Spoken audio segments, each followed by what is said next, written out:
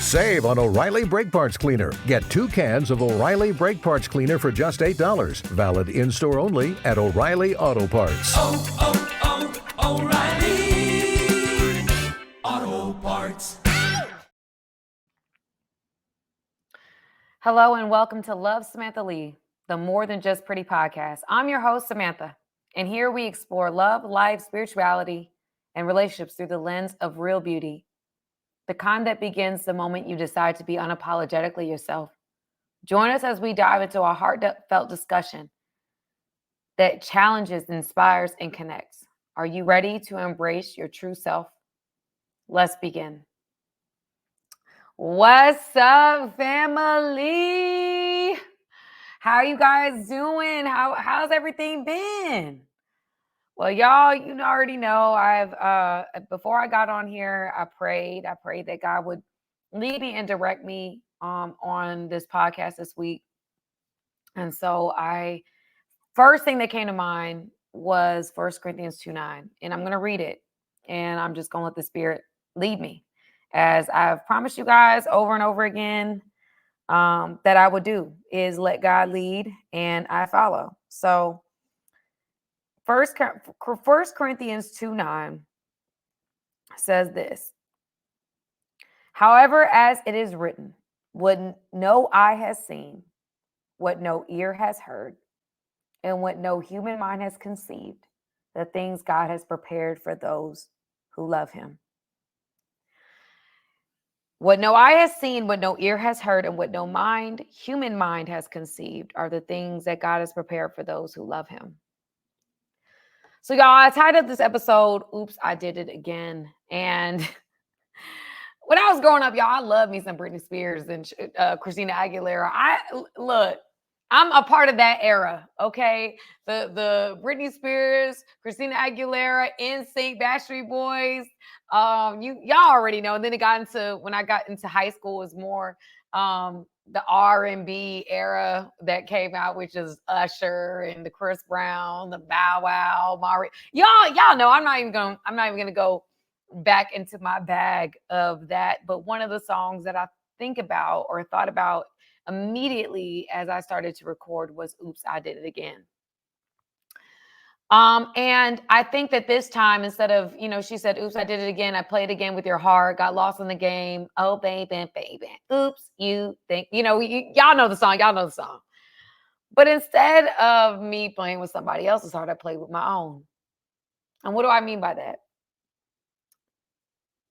I found myself recently falling into the pattern of trying to make things happen for myself.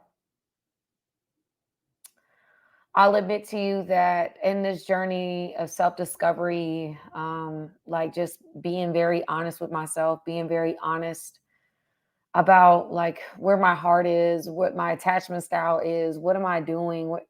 I realized that there's a lot of things that I'm still, what is the reason behind that? What are the reasons behind some of my behavior? And I had to sit with God a little bit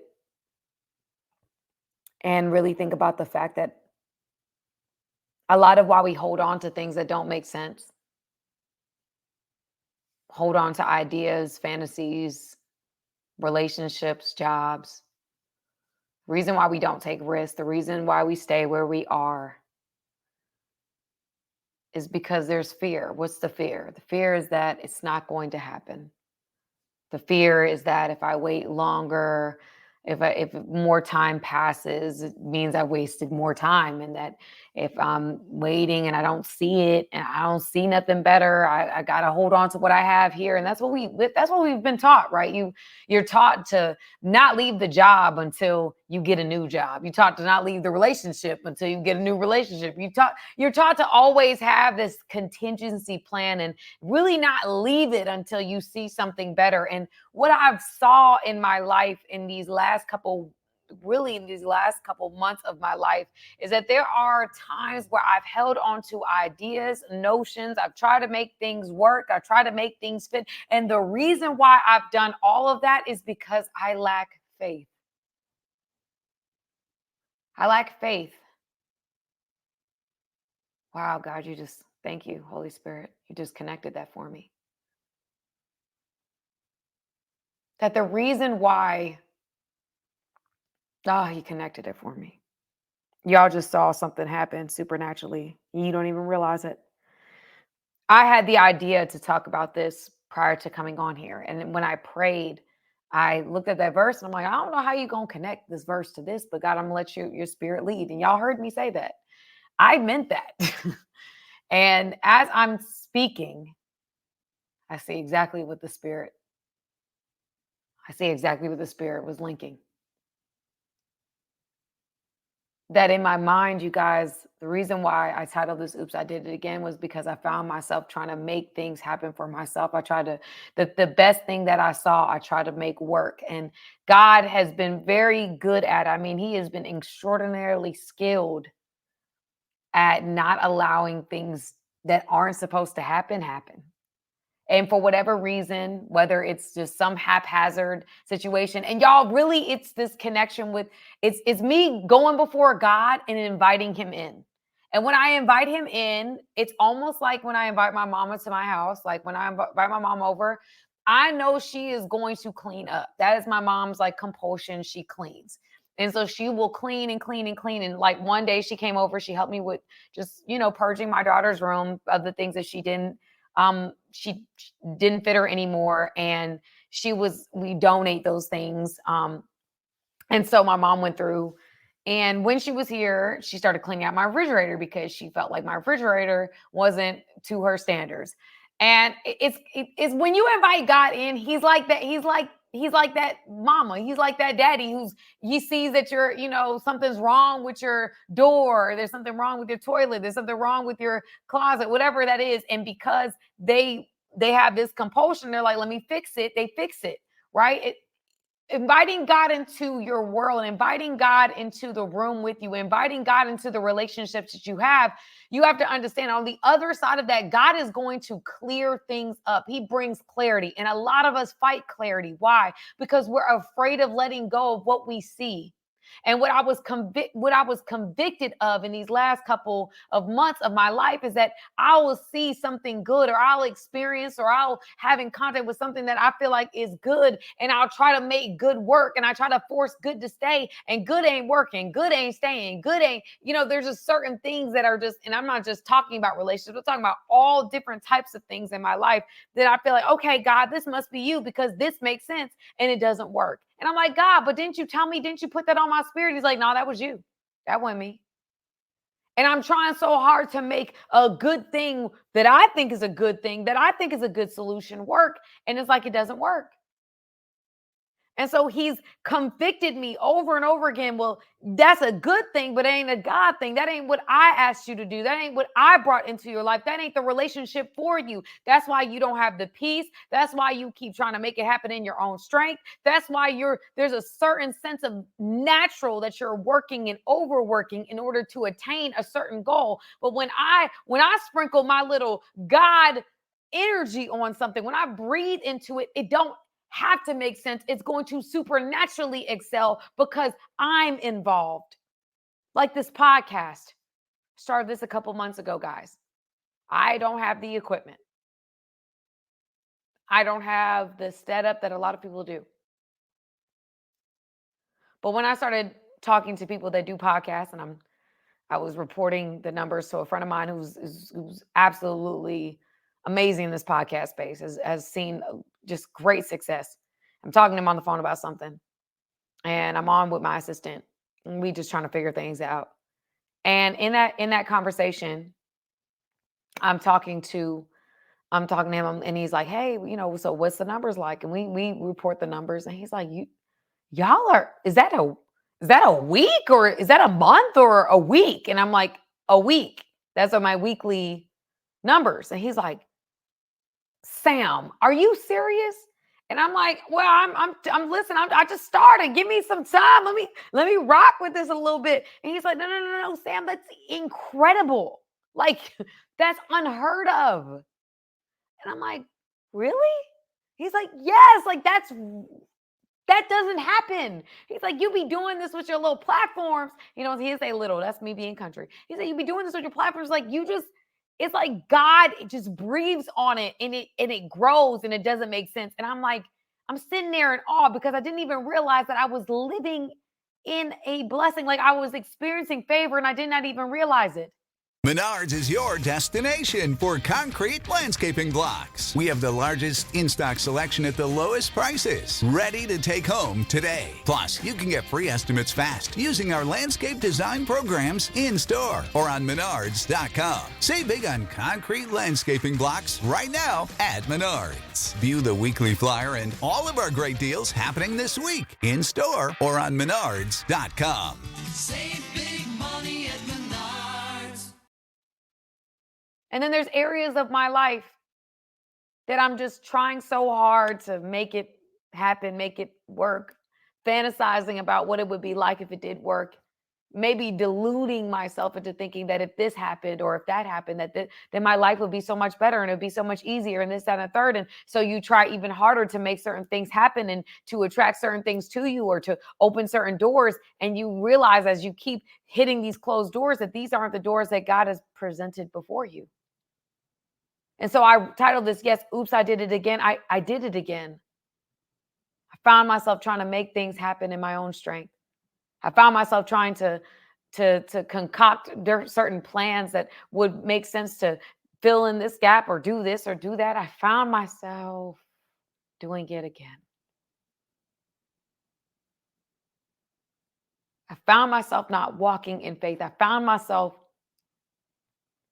getting frustrated because what I wanted wasn't happening, or what I thought would be best, or what I thought would be the best thing for me in this moment. It's like every little thing is just not working. And I found myself just recently just having a conversation with my trainer. We're talking and I'm like, letting him know what's going on. And he's like my uncle. I love Uncle. Shout out to Tone Zone Fitness, but he's like my uncle. And we just talking, going back and forth in the middle of a workout where he's absolutely pressing me into the concrete. Okay.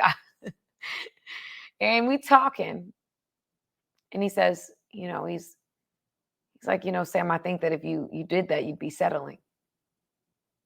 I'm like, but it's got this and it's got that. It makes sense. But he's like, yeah, but some of the things you sharing with me, I think you'd be settling. I'm like, but this other stuff is taking forever, Tony. And he's like, well, that's just the kind of walk you have. That's the kind of, he's like, that's just you're not normal. This isn't normal. What you're experiencing isn't normal. And you trying to rush to a finish line, you're going to end up settling. And so as I sat here today and I was praying, I was like, okay, God, I know this is what I'm going to talk about.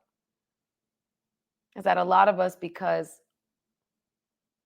we want things to happen in our own time frame, within the time frame that makes sense to us. We want the relationship in this moment at this time. We feel like it makes the most sense right now. This is the best thing that I've seen. This is better than my ex. This is better than my last person. So I'm just going to make this work because this is what I see. I don't see anything better. I don't think I deserve anything better. So I'm going to stay right here. I'm going to make it work, even though I'm miserable, even though this is not healthy, even though I'm not excited about this, whatever, but this is the best that I see. So I'm going to stay, because waiting for something else will require more faith than I'm willing to give. So I'm going to settle here in the wilderness when I know, well, I don't know. When I believe there's a promised land, but I don't see it. I believe that God can do, like for 1 Corinthians 2:9, no eye has seen, no ear has heard, no mind, no human mind can even conceive all that God has planned for those who love him. I hear that and that sounds great, but in my practical day-to-day life, when I want this and I'm at this age and I want to do this and I see all these things happening and I'm just like, okay, time just keeps on moving, God, but everything that I've been asking and praying for just doesn't seem like it's happening. So I'm going to try this. I'm going to do that. Maybe I need to settle here. Maybe I need to settle with that. Maybe I need to deal with this. Maybe I need to get in a relationship with that. Like, you just start getting into your head and you realize that, okay, wait, really, it's my time frame that I desire for myself that's causing me to say, you know what, God, I heard that you would do these things. I heard about this promised land. I heard about the fact that no eye has seen, no ear has heard, no mind can even conceive. But actually walking that out and waiting on the time that you decide to bring it is exhausting. And I don't see it. And everybody around me is asking me questions. And I really have these feelings that are coming up within me that are uncomfortable, where I want this and I desire that, but it's not happening for me. And I'm seeing these bills and they're accumulating. And the reality of my situation is all very much apparent to me. It's all very much blaringly obvious to me. And I keep seeing it, and people keep sending it to me. People keep asking me questions. And so I'm just going to settle here in the wilderness because I see what's happening around me. And to wait for the promise is exhausting. The waiting for the promise seems unending. The waiting for the promise makes me feel like it's not going to happen at the time that I want it to happen, or I feel like time is running out and I don't really understand, even though you are the creator of time, you are the creator of people. But for me to wait on no eye has seen, for me to wait on or take the risk on the promise is causing me anxiety, and I'm not really sure. And I have to sit down with myself, y'all. I've had to sit down with myself and realize that the reason why the waiting on something else, waiting on something that you don't see, waiting on the promise, like, okay, if I take this risk, God, I don't see another side. I don't see another answer. I don't see another person. I don't see another way. I don't know. The reason why it gives us anxiety is because anything out of our control gives us anxiety. Anxiety comes from the lack of control we have over our circumstances. When we can't fix the problem, when we can't pay the bill, when we can't fix the relationship, when we can't get into a relationship, when there's anxiety that comes from situations that are beyond our control. And so, yes, I did it again. Yes, I found myself in the same position again, where I'm trying to make something happen and I'm getting frustrated and torn up because I want it to happen, but it's not happening. And at this point, y'all, I'll be honest with you, God ain't even letting me settle. God is saying, listen, you've been walking with me, and so you keep inviting me into these situations, and I'm going to keep clearing out the malarkey. Why? Because I love you. Yes, that situation seems good. Yes, that actually makes a lot of sense. Yes, that person makes sense. Yes, that person may be good. You know, guys, like, I see, you're right. They're not bad. They're just not me. Because when I bring a situation into your life, it doesn't even make sense how good it is. And I had to be reminded as I do this podcast today that as I'm speaking into this microphone, as I'm talking to you about this circumstance, More Than Just Pretty podcast is an example of this. It is better than anything that I could have imagined. I was figuring out how do I do my ministry? How do I incorporate the Miracle Monday aspect into things, even though I haven't been able to figure that out in a real way? In a real way. Let me calm down. I'm sorry. And the Holy Spirit, calm down. There's a passion, y'all. Sometimes I can't control it. But in a real way, how do I incorporate my spirituality in the platforms that I have? And I've tried to do it throughout and sprinkle it in. And this has become my major platform that I've used. I've really incorporated my spiritual relationship with God. And God has just blown his breath on it. And I looked at the numbers of what like downloads would be to be, consider this or consider that, because your girl's competitive. Okay, y'all know. And I'm looking and I'm like, wow, I just started this 4 months ago or 4 months ago. I'm already in the top downloads wise, the top 5% of podcasts in the world. What? Like that doesn't even make any sense. Like how? Like why? Like what? I mean, it is beyond what I could have seen when I started this podcast. I didn't have the equipment. I didn't have the infrastructure. I didn't have what other people had. It was no eye has seen it. No ear had heard it. No human mind could even conceive. what God had done or has done for me. It's the same thing with the YouTube channels, the same thing with the Instagram, the same thing with the TikTok. It doesn't make sense. It doesn't make sense.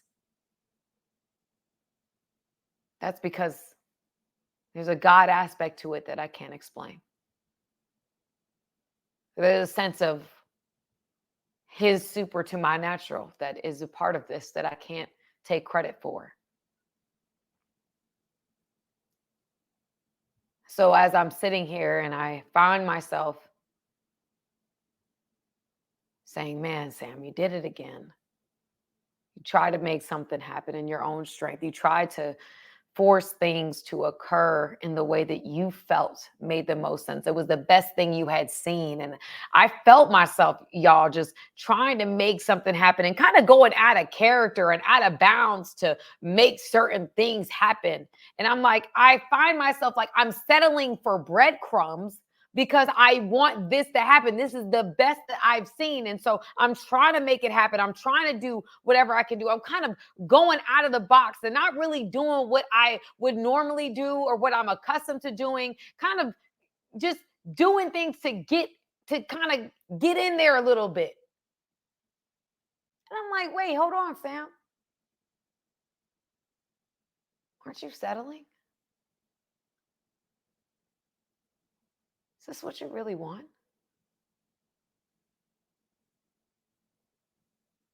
Do you want to be compromising some of the core aspects of?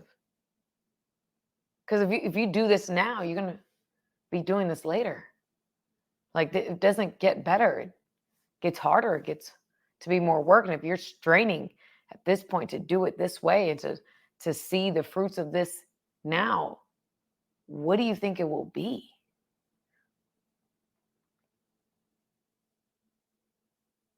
Because this is completely you doing this. This is all you.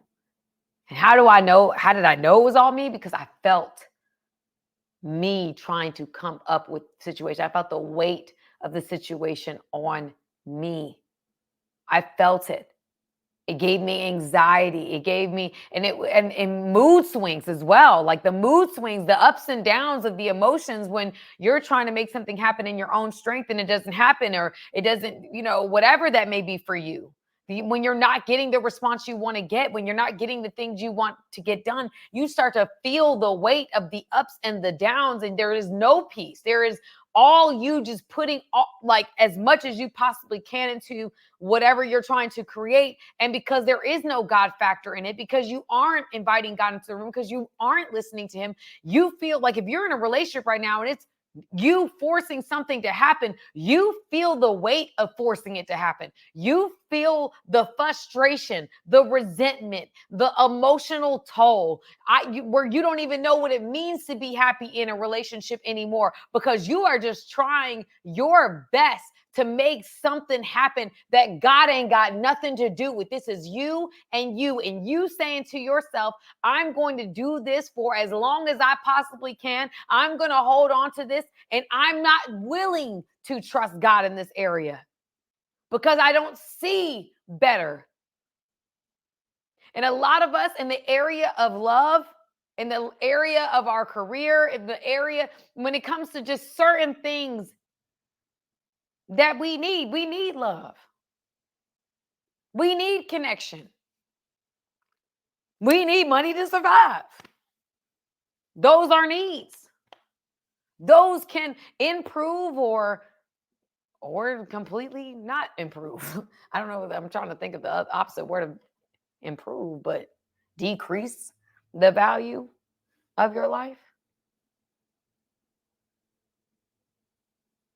A relationship could enhance what you got going on, or it can completely destroy what you got going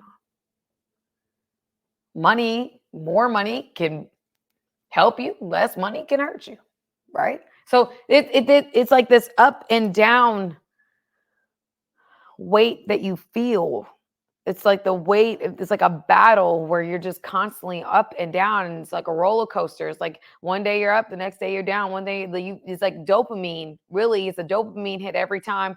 There's a good moment, and there's terrible moments, and there's this dopamine hit, and then there's terrible moments, and you're just going up and down. It's an emotional roller coaster, and you're just feeling all the hills and the valleys of the roller coaster. And that's when you really sit down and say, like, okay, God, I'm really decided to take this out of your own hands, and I put it in my own. I didn't see better. And if I'm being honest, I didn't trust you for better. So I'm trying to make this thing happen this way. Because I'm here now, I'm in it. And because I don't trust you, because let's just keep it real. Let's not like sanitize it and make it sound better. Because I don't trust you for better. Because I don't trust you for the relationship. Because I don't trust you for this promise of eyes haven't seen, ears haven't heard, minds can't even conceive all that God has planned for us. Like, I don't trust you for the promise. So I'm just going to go rogue in my own strength and make things happen because I'm a control freak. And I like the idea of being able to manipulate certain variables to get certain results. I don't want to consider a God factor. So I feel the weight of all the things that I'm doing, and I'm choosing that because I'm in control. Me trusting you to be in control is scary because you don't work on my time. You're not going to make it. I think I want it right now. I think that this is the answer to all my problems right now.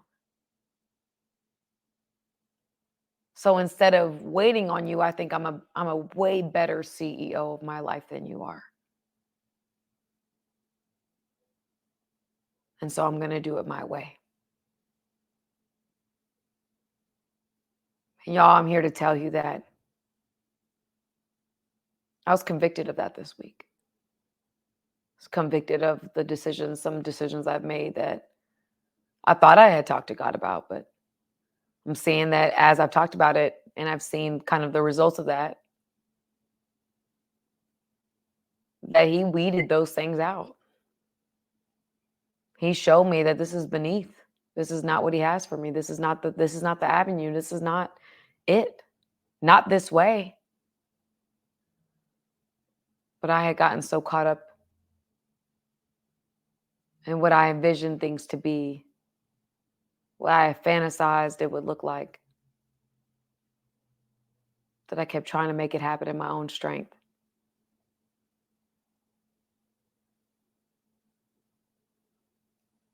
Compromising what I know I need in order to make something fit. And as I sit here now, I've noticed how in a lot of areas of my life,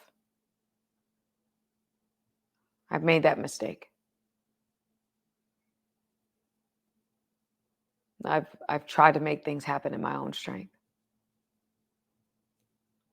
I felt the weight of the world on my shoulders. I'm just anxious and just up and down, and my moods are just all over the place. And it's because I'm trying so hard to make something happen in my own strength. And y'all, let me tell you something.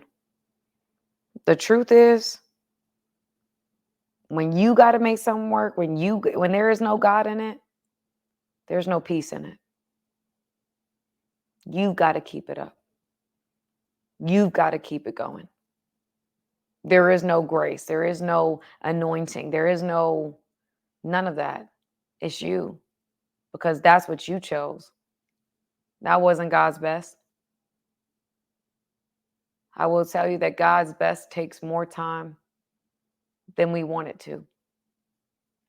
It costs, I say it's more expensive because of time.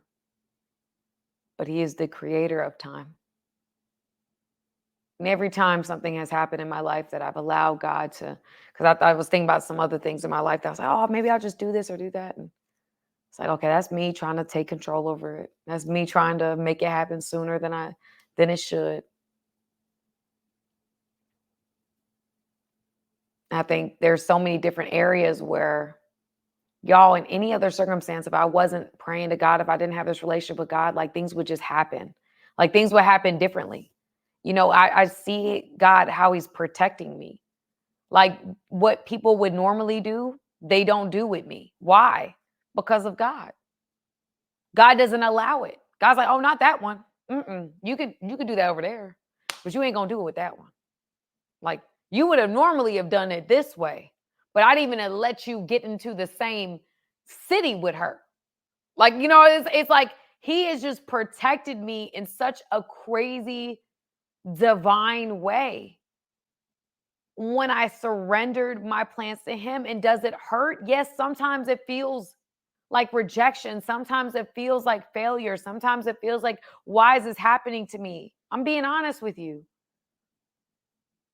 But then when I look back over my life, when I get over those feelings and I look at the facts of the situation and I see what's going on, I see that God protected me all the way through. That even in the moments that I wanted things to happen that didn't, even in the things that and you know what's so crazy, y'all? I was reading a journal that I had, and I was reading some of the things I wrote, and I was like, you know what? I was spot on. Like I was like, my feelings were like all over the place. But when I got into a praying moment, I should do this more often, but I would get into a praying moment, I would worship, and then I would write. And I would just let my spirit speak to me. And my spirit would kind of like coach me through what I'm going through, even though I don't naturally know what I'm doing, but my spirit did. And so my spirit would tell me things and reveal things to me. I look back and all of it was on point. It was only when I got lost in my emotions, lost in my impatience, lost in my anxiety, lost in looking at the time and saying, okay, God, the time just keeps on moving. But so when is this going to happen? When is your promise going to come to pass? When am I going to see the promised land? When is this going to happen? When is that going to happen? And God is revealing to me in this season. He's like, here's the thing. You can settle and do it your way, or you can get the 1 Corinthians 2:9 promise. You can get the above all else promise. You can get the eyes haven't seen, ears haven't heard, minds can't even imagine what God has prepared for you. The thing, you can settle with where you are, and it happens in the time frame, in the way you want it. You can settle for that. It's always going to be inferior to what I'm going to bring, because what I'm going to bring is going to blow your mind. What I'm going to bring is going to fit better than anything else you could try. What I'm going to bring is better than anything you could ever imagine. But a part of that contingency, because our relationship with God is based upon a thing called faith. That's the currency of the kingdom. So a part of that currency of the kingdom is saying, okay, God, I don't really know what you're doing in my life, and I don't really know where you're taking me, and I don't really know why this is happening or why that is happening. But I see that the currency of the kingdom is requiring me to sit my behind down and just allow you to drive the car. I don't know when it's going to happen. I don't know how it's going to happen. But me forcing it to happen is not going to happen the way I want it to happen. That's what I've realized. Y'all have ever tried to make a relationship work with somebody, or you try to make somebody like you and you don't put yourself out there and blah, blah, blah, blah, blah. And you realize they kind of like, they're not, responding to you in a certain way. And so you feel like you got to tap dance and do like the whole little dance to make them like you. And then they start, they're just kind of like, they don't feel like they got to contribute anything to the relationship because you pursued them to begin with. So now they over here like, okay, well, I ain't got to compromise. I ain't got to do this. I ain't got to do that. I didn't have to do that to begin with. And how you start is how you finish. If it started with deception, it's going to end with deception. We reap what we sow in this life. And so I've learned that there's times where I'm like, oh, I can't, no, this ain't going to work. It's not going to work this way. I'm going to have to step a couple steps back and let God handle it the way he want to handle it. A lot of this journey, you guys, a lot of it is taking a risk, and not a risk in a way that you're thinking, but sometimes it requires that. Sometimes the hardest thing to do is nothing. Sometimes the hardest thing to do is to just be still and know that God is God, that he is sovereign, that his plan is perfect, and that it may not make sense to you in the moment, but one day it will. And maybe it never will. Maybe you will only find out the background of why he did it the way he did it in heaven. But what I've learned is that when I compromise a lot of like the core things that I know that I need, and I'm trying to make things happen because I want it to happen now. And I'm trying to make something fit that doesn't fit. God isn't even, he's like, no. This, you are settling in the wilderness and I have a promised land for you. You won't have to make this fit in the promised land I have for you. You won't have to compromise in this area in the promised land I have for you. You won't have to do this in the promised land I have for you.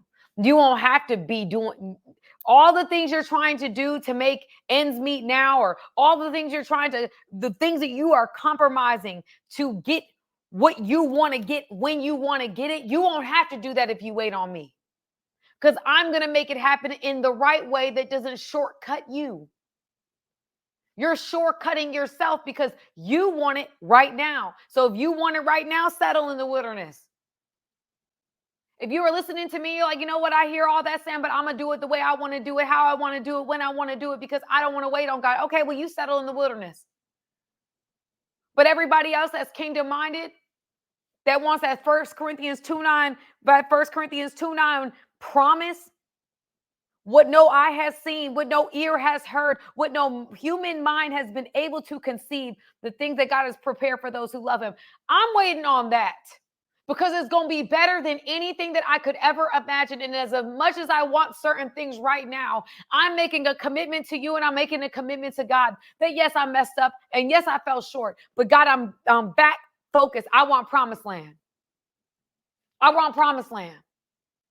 I want your promise. I don't see it. I don't know how it's going to happen. I don't know how you are going to make the things that I believe you are going to make happen. I don't know what it looks like. I don't know what it feels like. I don't know when it's going to happen. But God, I believe you. I trust you. I have seen how you have made molehills into mountains in my life, how you have made me be able to be coming from the lowest of valleys, and you brought me to the mountaintop. I have seen you do it. I have seen you answer my prayers. I have seen you do it.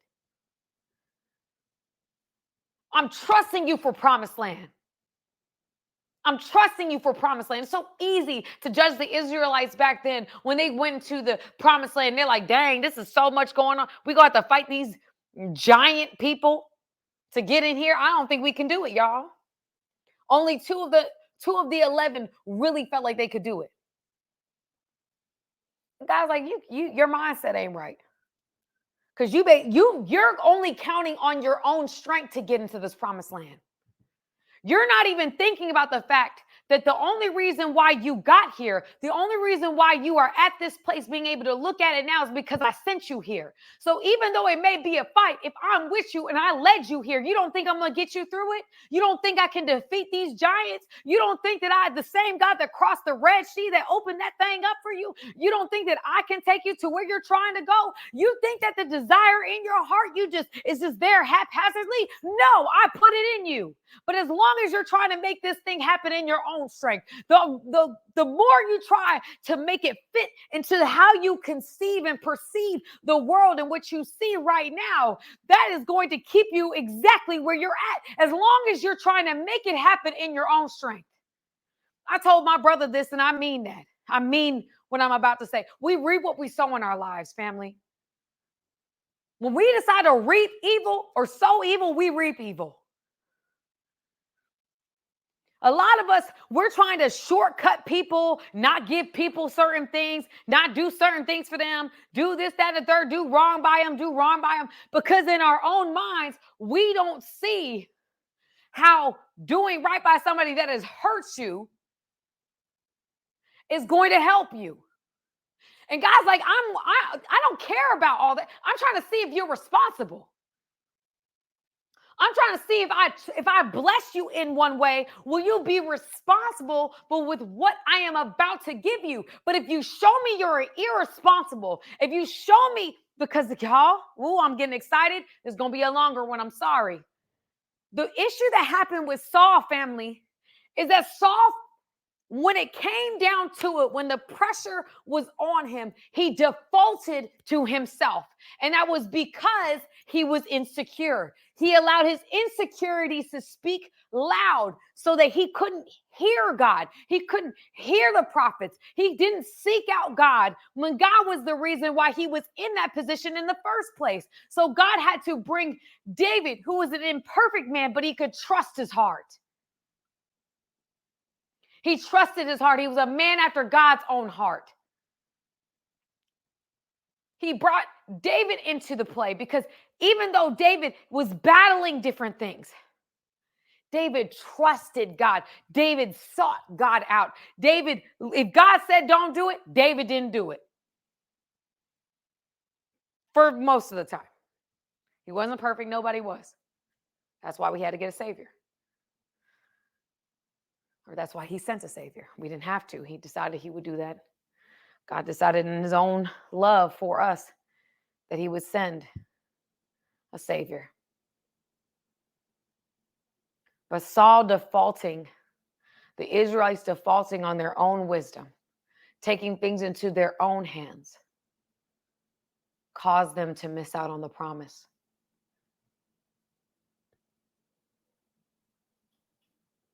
I don't want anybody listening to this to default on your promise. You might think that you've done a lot at this point. I don't know who's listening to me right now, but you might think based on what everybody's saying, everybody's thinking, everybody's whatever. You're like, there's nothing better than what I've already experienced. And if you believe that, you're right. But the God I serve does exceedingly abundantly above all that we could ever ask, think, or imagine. Ephesians 3:20. That even though you've seen good things, there are great things that are in store if you believe it. That's not me, manifestation, all this other stuff. No, that's me trusting my Lord and Savior. That's me seeing him do it. And so as I'm telling you guys, as I'm sitting here and I'm speaking to y'all, I'm speaking to me, to the insecure little girl inside of me that fights so hard to be in control, that fights to make it make sense in her own wisdom, in her own flawed logic. I'm speaking to her. That the same God that did it before will do it again.